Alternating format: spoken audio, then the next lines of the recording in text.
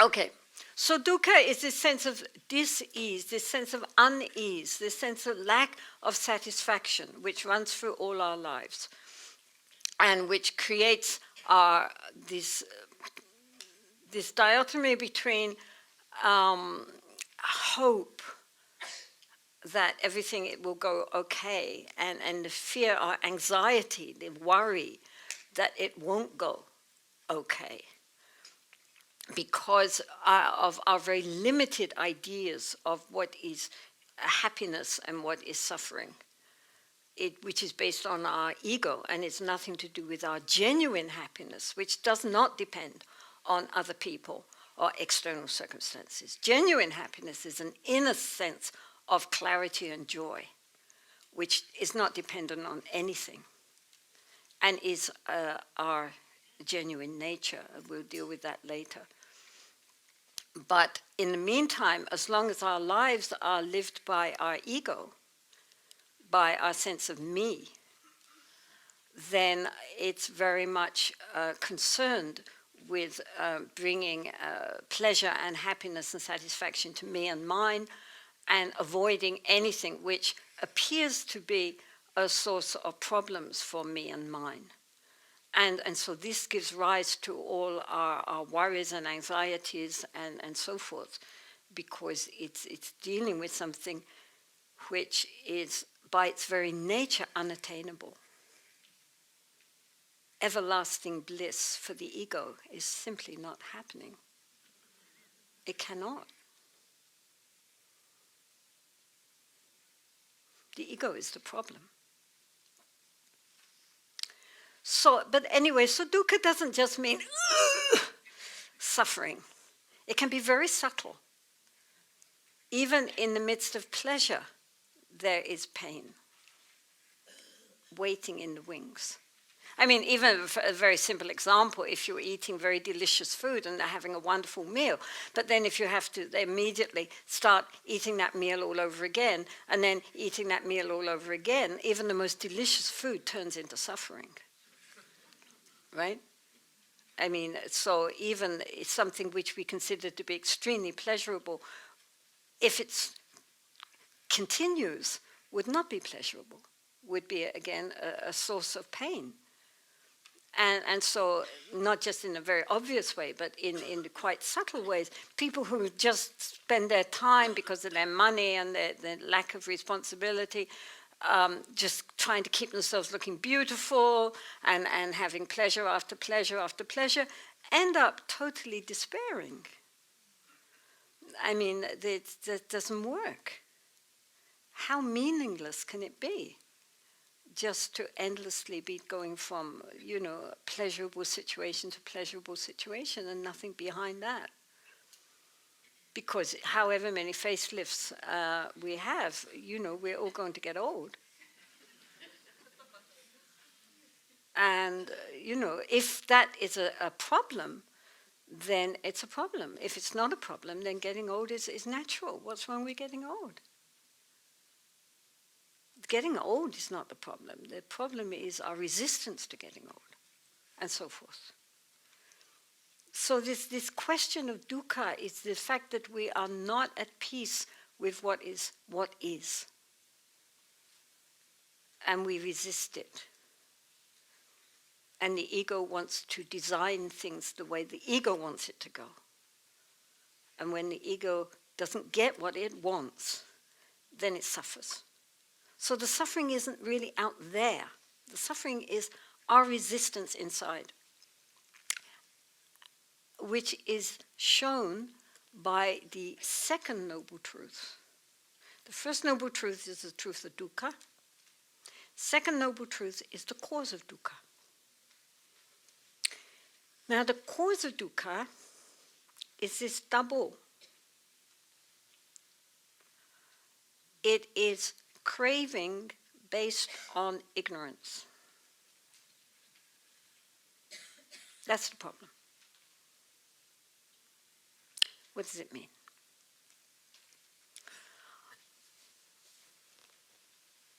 Our essential ignorance from a Buddhist perspective is that we solidify and reify phenomena. In other words, we make things appear to be solid, real, unchanging, and just the way we see them. And because of that, we either grasp or reject. But in that, the most important thing which we reify means we make into a thing, that we reify and solidify and make something as something real and unchanging is ourselves. We think of ourselves as something enduring, essentially unchanging, that there is a me at the core of everything. And so things happen to me.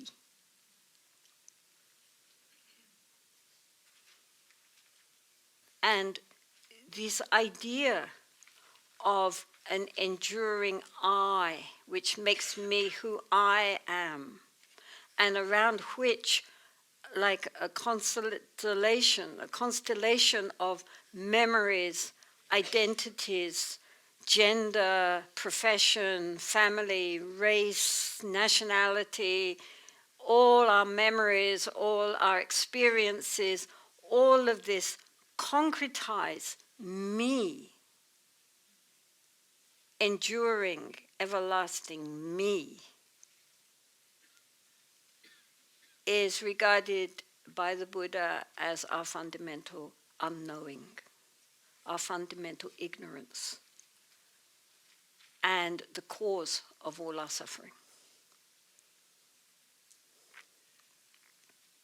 So this is why the Buddha felt that his Dharma was too subtle for people to understand. The Buddha talks a lot about dukkha, about impermanence, and people can understand that. They look at their lives, they can see, yes, there is this underlying dis-ease running through our lives. Yes, if we look at it, everything really is impermanent. And of course, modern science has shown how much, even at a cellular level, everything is flowing. It's not static the way it appears to be. And we can see also our body is indeed changing, and all the cells are changing. And of course, if we start to look at our mind, we see how moment to moment to moment, it's all a flow. The thoughts are changing momentarily. Even as we say it, they've gone, and new ones are coming. And we can all, if we look, we can understand that. But the idea that nonetheless there is not an enduring spectator behind it all, that is very difficult to realize. Because we had this very deep, fundamental feeling of I.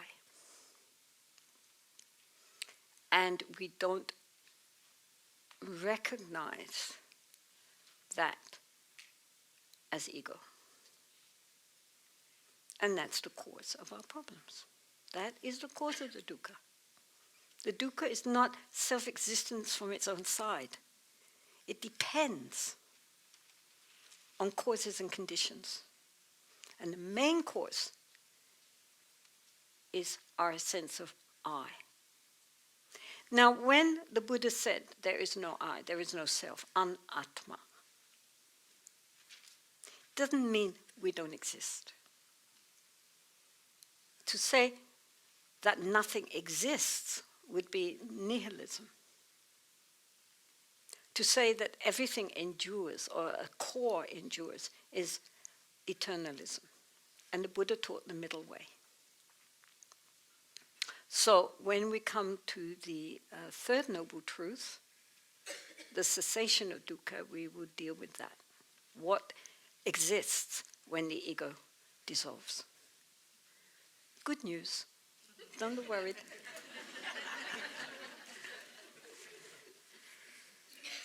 But this ego, I mean, I don't know if any of you have ever read Eckhart Tolle. Yeah? He's very good in expounding the problems of living within an ego consciousness. Of course, he has been steeped in Buddhist, Hindu, Sufi thought and Christian mysticism. He hasn't just come out from nowhere, and his own inner experience. I mean, as people like Eckhart Tolle and others like this are very good at explaining, and Krishnamurti and all these people are very, very good at explaining the level of consciousness beyond the ego, but they don't give you a path how to get there. The beauty of the Buddha was that he didn't just say, right, there's the top of the mountain, this is what it looks like with a 360-degree view. He gave tools and training for climbing that mountain. So, but their explanations, if anyone's read like Krishnamurti or Tolle, etc., are very beautiful, clear explanations of that level, how one can live in total open presence without the ego. It's not that one ceases to exist. It's not at all that one ends up as a kind of cosmic blob. I mean, it's described as waking up from the dream of ignorance. So the cause of our dukkha lies within us. It's not that we have to carpet the world in order not to walk on stones and thorns. We just have to put some leather beneath our feet, our own feet, and then we can walk anywhere. So the problem is not out there. Problem is inside ourselves.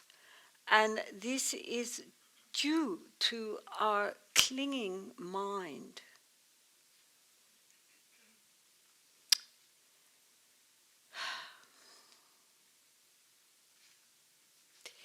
Psychologically, anything which is received through the sense doors, that means eyes, ears, nose, taste, touch, or our mental door, the thinking,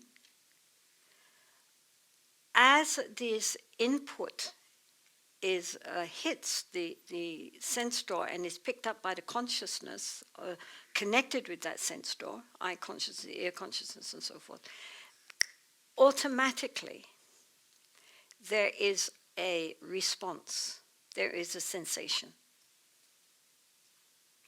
which is basically like, dislike, indifferent.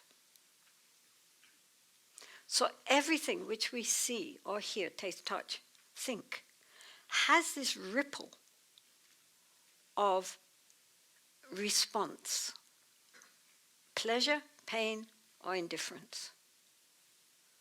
Now, because we are receiving so much input the whole time, normally it just goes through. But if it's the sensation is strong enough, then it goes on to the next level of our reaction to that. So if something is pleasant, the mind reaches out to grasp it. If it is something unpleasant, then we reject it. We get annoyed, irritated, don't like that. Or if it is nothing, it's indifferent, then we just ignore it. We're not very interested. The mind has a dull reaction. So constantly, we are responding with a response of pleasure, pain, or indifference to everything which is flooding through our senses. And because we're not normally aware of that, if the input is strong enough, then it is plugging in to our negative emotions of greed or anger or dullness. Automatically. So we see something which gives us pleasure and we reach out and we want to grasp it, we want to possess it. Or we see something which displeases us and then we reject it and we don't like it and we get upset and angry or whatever. Or we get jealous because someone else has something I want. Or we have many things and then we feel very pleased with ourselves. We feel very proud of ourselves because we have all these pleasure-giving things. And so constantly we are feeding the negativities in our mind, which are called in Sanskrit klesha, which means something which in English they're translated sometimes as afflictive emotions. Our greed, our anger, our pride and jealousy and all these things, the mind is stirred up. And if the mind is in a state where it's angry or it's jealous or it's greedy and craving and longing, then it is not a peaceful, happy mind. It is in dukkha. So the main problem is the clinging mind. Either we cling to what is pleasurable or the clinging turns into rejection of what is unpleasurable. And this causes pain in the mind. And from what we are thinking in the mind comes out our speech and our actions, as we will be dealing with later when we're dealing with the path. I mean, all our actions are based on our intentions. And so if our intention is unwholesome, is negative, unvirtuous, then our speech and actions will likewise issue from that and cause problems to ourselves and to others. I mean, the whole world is in the grip. This is not just academic. The whole world is in the grip of our completely crazy greed and aggression and jealousy and competitiveness and ambition. And we're destroying ourselves, we're destroying our planet, we're destroying all the beings on the planet. This is not just a little thing. Why are we destroying ourselves and each other and the planet? Because of our afflictive emotions. Our greed, our aggression, our jealousy, our pride. I mean, the whole world is in the control of people with totally uncontrolled minds. I mean, it's frightening.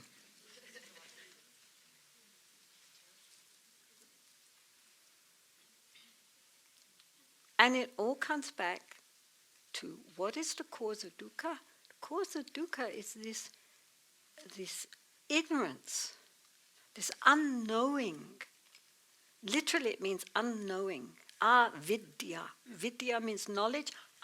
Is negative.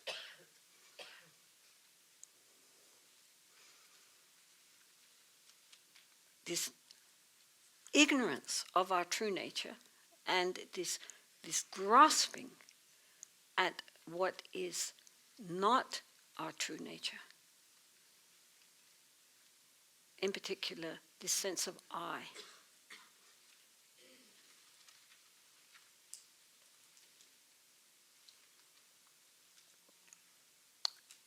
It hasn't gotten better. Einstein, many, many years ago, probably 60 years ago or more, remarked that while there was a great increase in knowledge, there had not been an increase in wisdom. And this is so true. We are very clever, but very stupid.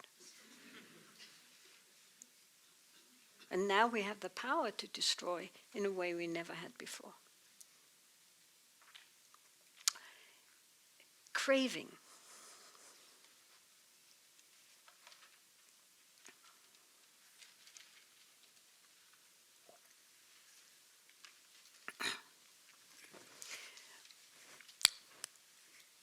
We think that the most difficult emotion that many people ask how to remove is anger. And so East or West, one of the most common questions is, I have a very angry temperament, how do I get rid of anger? But the Buddha said, though anger is karmically very heavy, nonetheless it is relatively easy to remove, because on the whole we do not like being angry.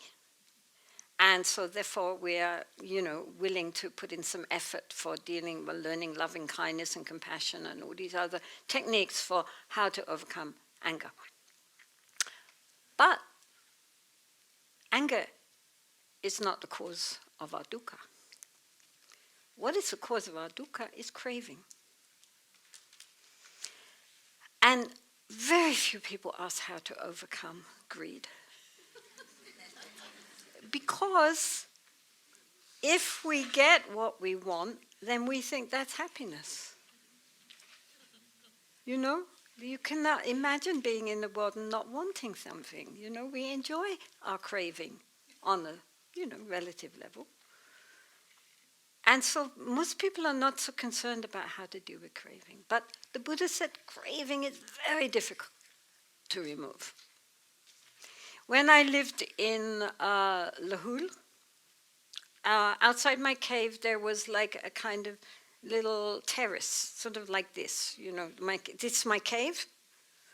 Then here was this earth, and then it went down and I had a little garden. And so this here was made of baked earth. But when it rained or after the snow melted, then it became thick mud. So I thought I should really lay some flat stones, and then it won't hurt if it rains. It will dry. So I clumped all these heavy, big stones to lay a kind of stone patio.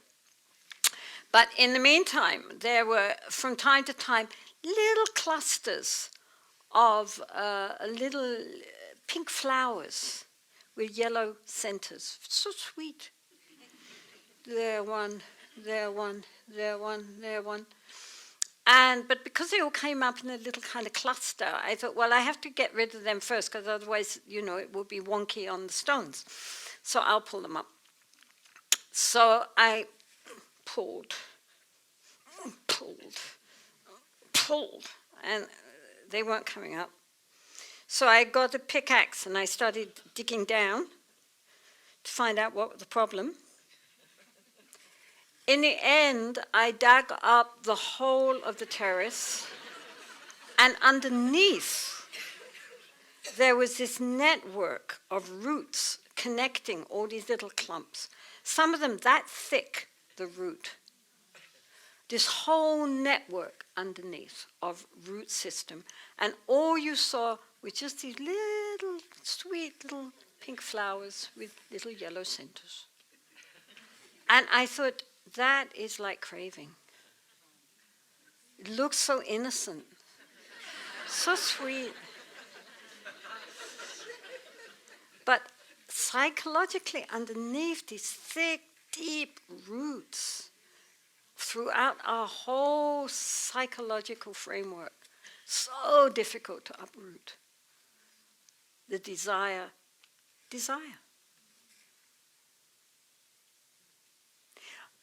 The word desire in English is ambiguous. In Oriental languages, there are different words for different desires. Like love, it's I love ice cream, I love my mother. So sometimes the English is quite impoverished. But in Oriental languages, they're very specific. They have different words for different emotions. And one of these is desire. There is the desire for enlightenment. There is the desire to benefit all beings. There is the desire to walk the path. There is a desire. This is a different word. to the word desire in the sense of wanting to get what the ego wants. And this grasping, that is the clinging, grasping mind that desires its own pleasure, is a different word from desire for higher spiritual things. It's not, but in English we have the same word, so it's difficult. People say, but isn't the desire for liberation a good thing? It's a different word. So this desire, this grasping, clinging desire is the problem, which causes our dukkha. Because we don't get what we do want, and we do get what we don't want. And then we suffer. The ego suffers. There is also this example for grasping of said to be this monkey trap in Indonesia, which is a hollowed out coconut. And they make a little hole. They nail it to a tree. And then they make a little hole in it. And inside the hollowed out coconut, they put some coconut sweet, which smells very nice. And so then a monkey comes. He smells this sweet, puts his hand in, grasps the sweet. Now he has a fist. And it can't get out the hole. And so then the hunters come and pick up the monkey. Now all the monkey has to do is let go. But his mind wants the sweet as well as to escape. And so his fear and his grasping, he cannot let go. And so he's captured. That's very, very clear indication of our problem. Yeah, we want to be liberated, but we don't want to let anything go.